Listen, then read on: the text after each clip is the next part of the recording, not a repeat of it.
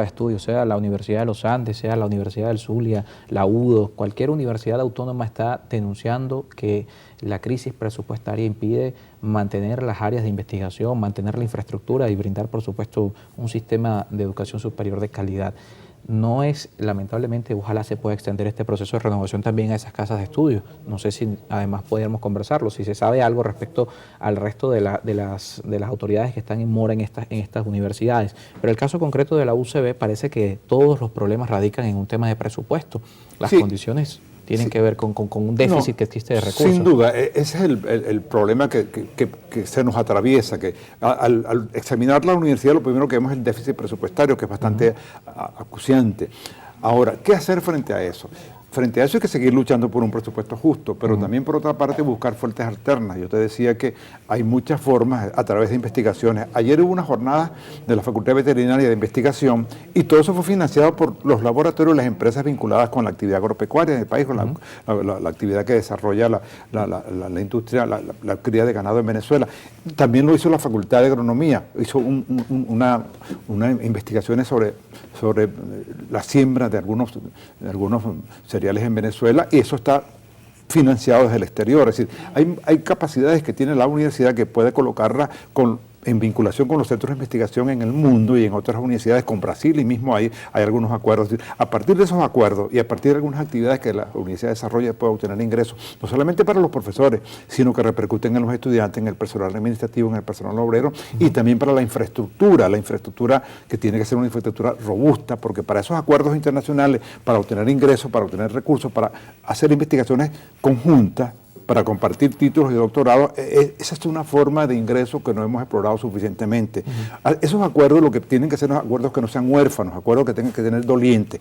Esos acuerdos con dolientes, como lo estamos haciendo con Brasil, repercuten en ingresos adicionales para investigar, y que eso también redunda en toda la infraestructura que se requiere para hacer ese tipo de actividad. Yo creo que hay distintas formas. La universidad es bien compleja, tiene muchas disciplinas, y a partir de esa disciplina puede entonces hacer esos vínculos, bailando con los gigantes, con los centros de investigación mundial, con los organismos multilaterales, con las Naciones Unidas, con la UNESCO. En fin, hay muchas formas que tenemos que explorar y que ya existen como avance, existen éxitos tempranos, que hay que extenderlo, igualmente con las actividades culturales, las actividades deportivas que tiene la universidad. Claro. ¿Qué pasa con esos casos? Por ejemplo, el tema de que ya existen estas fuentes de financiamiento, el caso de las actividades deportivas, el caso de las actividades culturales, entendiendo que la Universidad Central de Venezuela, sus espacios son la sede de uno de los equipos de béisbol más importantes del país, uno de los equipos de fútbol más importantes del país. Esos recursos no tributan en la casa de estudio. Claro, y fíjense tú, el Estadio Olímpico nuestro es el único que los organismos internacionales vinculados con el fútbol legitiman como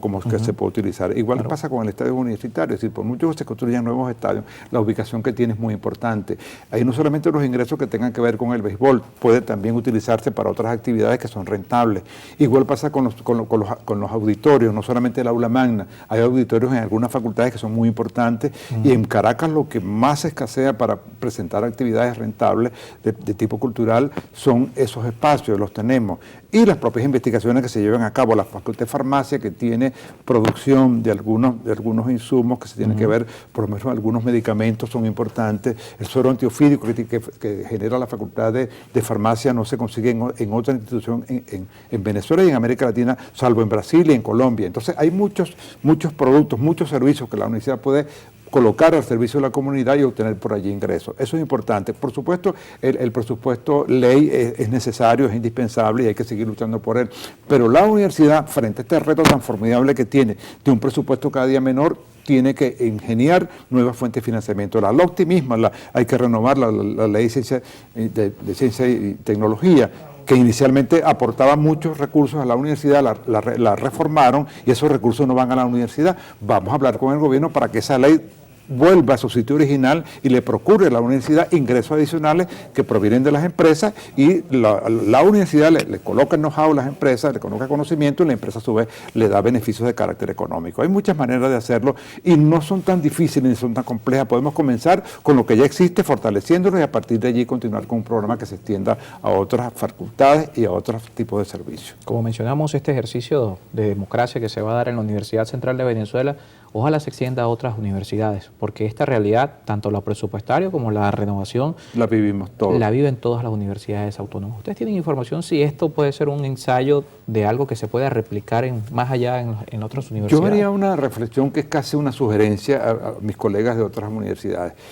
De acuerdo con la sentencia de la Corte, hay que hacer las elecciones. La primera que está, diríamos, a la cual a la que se le dirige la sentencia. Se le dirige la sentencia es a la central, pero no solamente nosotros, sino como primera institución.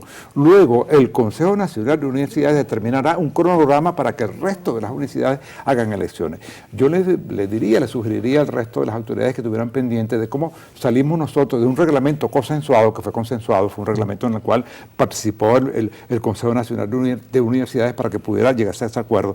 Ese reglamento va a ser un ensayo muy importante para que otras universidades convoquen sus elecciones, porque es muy importante renovar las autoridades universitarias, porque eso fortalece la institución y además es una mora que tenemos con respecto a la sentencia. La sentencia hay que cumplirla, lo que hay que hacerlo de los mejores términos posibles, que la academia tenga preeminencia en cuanto a la manera como se ejecuta, que la universidad pueda dar su opinión con respecto a la misma, porque de otra manera vamos a agotar a unas autoridades durante un tiempo muy largo y eso no le hace bien a las universidades. Yo creo que este ensayo, que es en este caso la Universidad Central de Venezuela, que es la más antigua del país, va a servir como referencia, no para copiar el reglamento, pero para así utilizarlo como un modelo de ensayo, claro, que puede beneficiar también un tránsito, diríamos, lo más sensato posible para el resto del sistema universitario nacional. El punto clave de este acuerdo es que, y además es la primera elección que va a ser así, toda la comunidad participa. Eso sí, hay una ponderación en la cual participan los empleados, participan los egresados directamente, que antes los egresados participaban de manera indirecta, ahora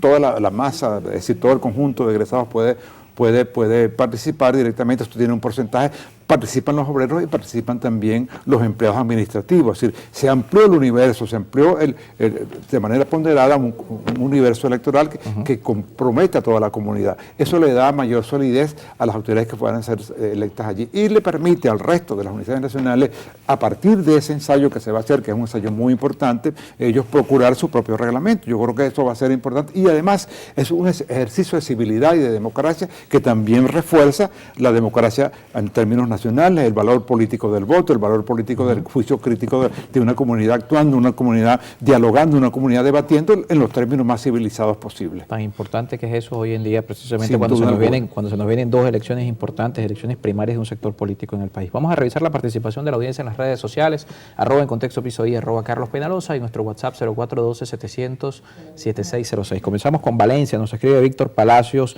desde el estado Carabobo. Señor Belmonte, en caso de ser el elegido rector de la UCB, estaría dispuesto a estrechar relaciones entre la universidad y las cámaras profesionales para lograr una simbiosis, ya que el presupuesto es exiguo y se requiere de nuevas fuentes de ingresos que puedan lograr a través de prestar colaboración a la empresa privada.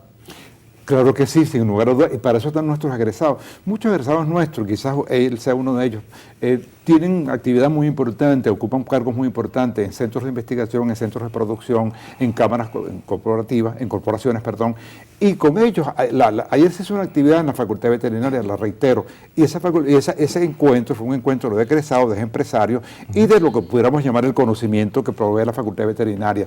Eso se puede replicar en toda la facultad y puede ser una política. Eso que dice Fede Cámara, que tienen un plan 2035, ese es un plan que tienen que cumplirlo con la ayuda de las universidades, con toda la masa crítica que representan las universidades. Yo creo que esa pregunta es muy apropiada porque eso lo vamos a hacer y eso se puede ejecutar y eso es lo más racional que se puede hacer porque es importante. La mayoría de esas empresas y de esas corporaciones están en manos de egresados no solamente de la UCB, sino de otras instituciones. ¿Y por qué no combinar el esfuerzo gerencial, el esfuerzo de la inversión con el conocimiento, con el know-how que producen las universidades? Eso se hace en otras partes del mundo de forma exitosa. Lo hace Colombia, lo está haciendo México y lo hace Brasil. ¿Por qué no hacerlo nosotros en Venezuela a partir de las fortalezas que ya tenemos? Bien, nos escribe también Antonio Méndez desde Caracas. Profesor Amalio, próximo rector de la UCB, inteligencia, capacidad y continuidad.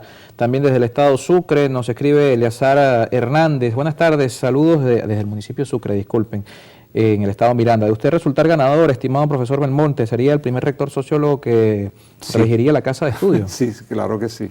También por acá Portuguesa nos escribe Lirio Pineda desde Boconoito.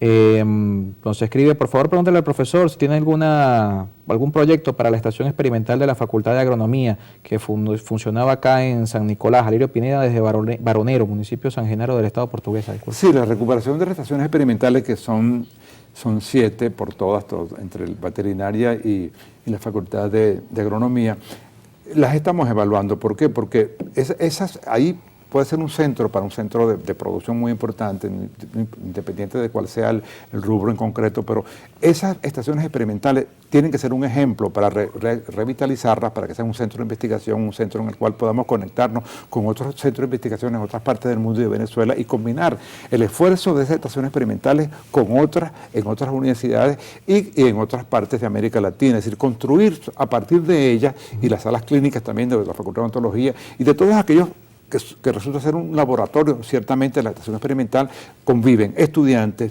obreros, personal administrativo y además la empresa privada. Si eso lo hacemos de esa manera, esas estaciones podemos revitalizarlas y las que están ahorita en funcionamiento, que dan buenos rendimientos, podemos entonces acentuar mucho más la calidad y la eficiencia que allí se desarrolla. Es una pregunta muy importante porque esas estaciones experimentales funcionaron perfectamente durante un tiempo, después la crisis económica las afectó, pero podemos revitalizarlas todas. Profesor, muchísimas gracias. Bueno, el mayor de los éxitos. Ojalá podamos hacer un debate con los 7 candidatos importante. Lo que pasa es que somos muchos, no cabemos aquí, pero sí es importante ese curso de ideas porque se ha desarrollado de la mejor manera posible y eso es importante porque es un mensaje para el país. Se puede dialogar sin destruir al otro, sin pensar que el otro no tiene ningún valor o no tiene capacidad para también que sus ideas son importantes. Bien, nos toca hacer una pausa. Al regreso, Luis Vicente León estará con nosotros en estudio. Saludos a Ronnie Herrera, que nos escribe desde Matanegra, en el estado Monagas. 0412-700-7606. Gracias, como siempre, por participar. Bueno, Carlos, muchísimas gracias.